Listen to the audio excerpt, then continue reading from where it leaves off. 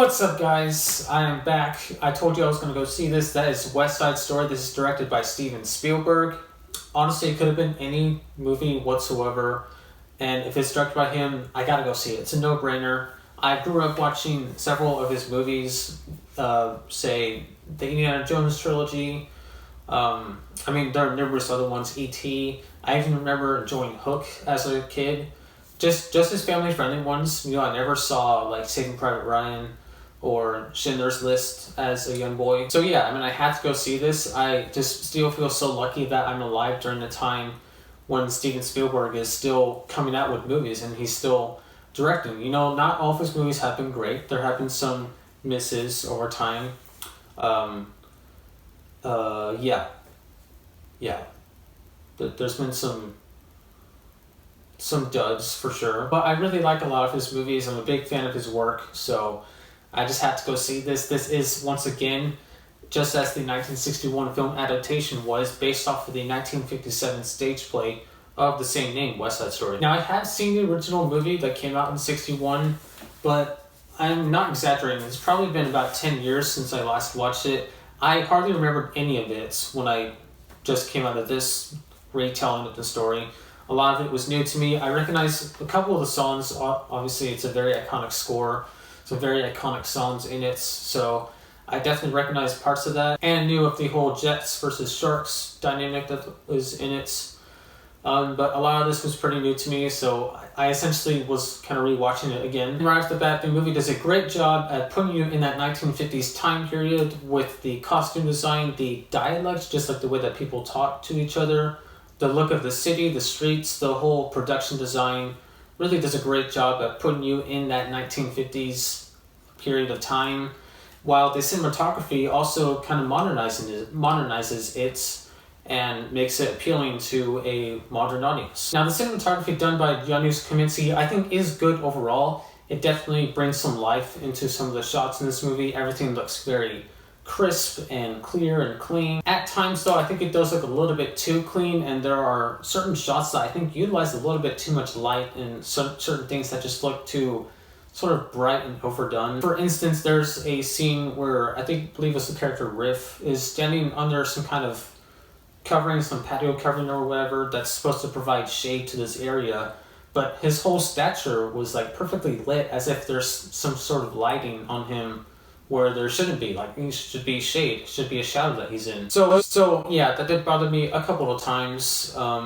That's a very small nitpick. I don't think a lot of people will really even notice that. The score for this movie utilizes the same score that was originally written by Leonard Bernstein for the 1961 film, except this time around it's conducted by Gustavo Dudamel, but it is essentially the same exact score from that movie. And in most cases, I would want there to be a different score, or at least a different spin put on a score if we're talking about a remake here. But this time around, with West Side Story and with it having such an iconic score and so many iconic songs in it, I thought it was just the right decision to stick to that format and just that exact same score.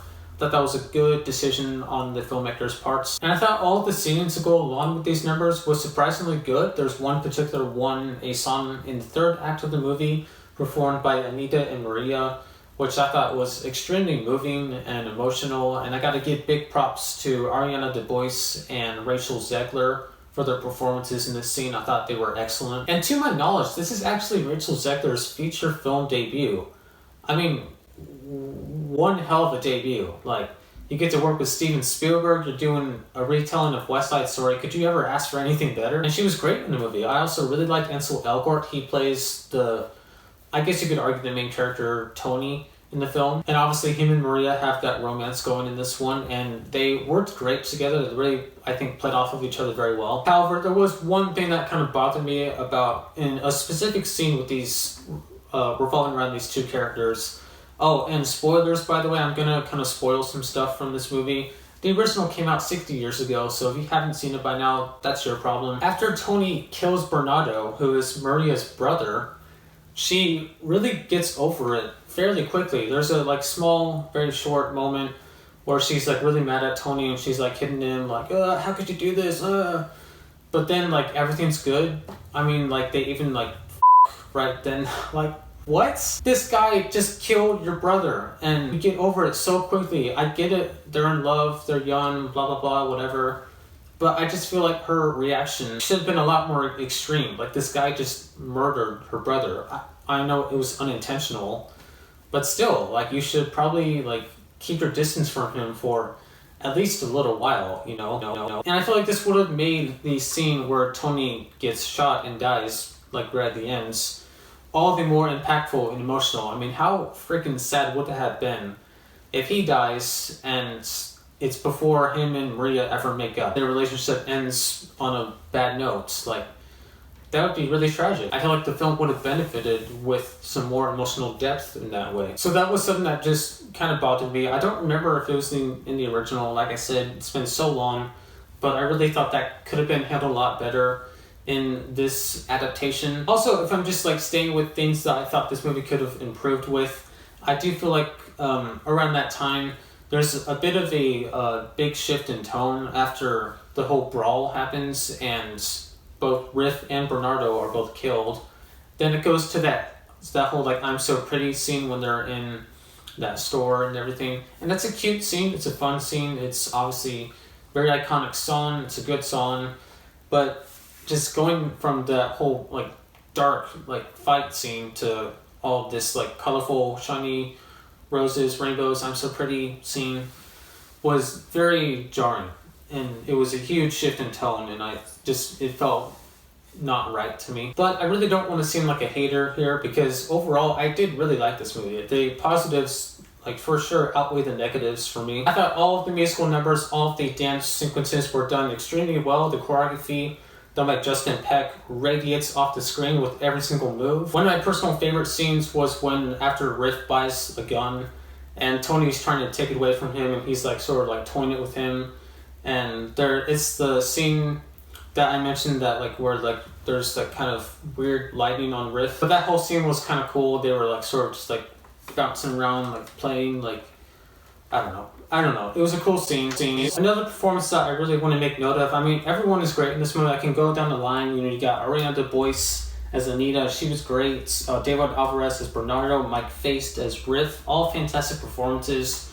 But we also have Rita Moreno in this movie. She plays the character Valentina, who is the owner of this shop or whatever that Tony is working at. And why I think that is just so cool and so significant is that, for those of you who don't know, she was in the original 1961 film. She played the character Anita. I mean, how cool is that? Like, she's in both versions and playing different characters. She's obviously a lot older now. She's 90 years old. But I guess they actually filmed this a couple years ago. She would have been a couple years younger. But, I mean, essentially, she's a lot older now. But I still think that's so cool that she did this. Like, I don't know what the story is behind it, if she wanted to do it, if she was asked to do it, but I think that's just so cool, and she's great in this movie. She is funny as well. She makes her some really funny parts, and I like the bond she had with Tony. She even teaches him some Spanish because he wants to learn some things to say to Maria. That was a very sweet moment, I thought. So yeah, I was very pleased with West Side Story. I really liked it more than I thought I would. It is a long movie. It's 2 hours and 36 minutes. Honestly, the length didn't really bother me that much.